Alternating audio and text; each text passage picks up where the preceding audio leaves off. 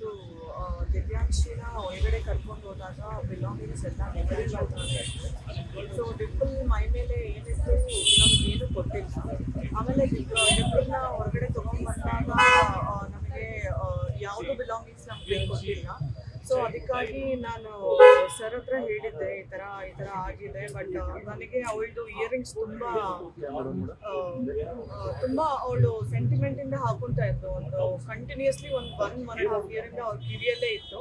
So ಅದು ನನಗೆ ಬೇಕಾಗಿತ್ತು ಅಂತ ನಾನು ಅವರಿಗೆ ಹೇಳಿದ್ದೆ. ಬಟ್ ಅವರು ಇಂಟರ್ನಲ್ಲಿ ತುಂಬ ಟ್ರೈ ಮಾಡಿದ್ದಾರೆ, ಅದು ಸಿಗ್ಲಿಲ್ಲ ನನಗೆ ಇವತ್ತುವರೆಗೂ ಇನ್ನೂ ಸಿಗಲಿಲ್ಲ. ಸೊ ಅದಕ್ಕೋಸ್ಕರ ನಾನು ರಿಟರ್ನ್ ಕಂಪ್ಲೀಟ್ ಕೊಡಬೇಕು ಅಂತ ಸರ್ ಹೇಳಿದರು. ಸೊ ಹಾಗಾಗಿ ಇವತ್ತು ಬಂದು ನಾನು ರಿಟರ್ನ್ ಕಂಪ್ಲೀಟ್ ಕೊಡ್ತೀನಿ.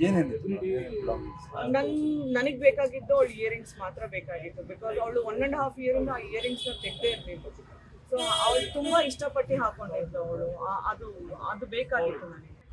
ಅವರು ಮಾನಸಿಕವಾಗಿ ಡ್ರಾಪ್ ವೆರಿ ಬ್ಯಾಡ್ಲಿ, ಭಾರಿ ಕಷ್ಟದಲ್ಲಿರೋ ನೋಡಿ ಸೈಕಲಾಜಿ. ಅವ್ರಿಗೆ ಒಳ್ಳೆ ಒಂದು ಸಿಕ್ಕರೆ ಸಾಕು ಸರ್, ನನಗೇನು ಚೈನ್ ಏನು ಬೇಡ ಸರ್. ಅದು ನಾವು ಆದಷ್ಟು ಹಾಸ್ಪಿಟ್ಲಿಗೆ ಹೋದ್ವಿ, Ashok Nagar police station, Cubbon park ಎಲ್ಲ ಕಡೆ ಹೋಗಿದ್ವಿ. ಬರ್ತಾ ಇಲ್ಲ.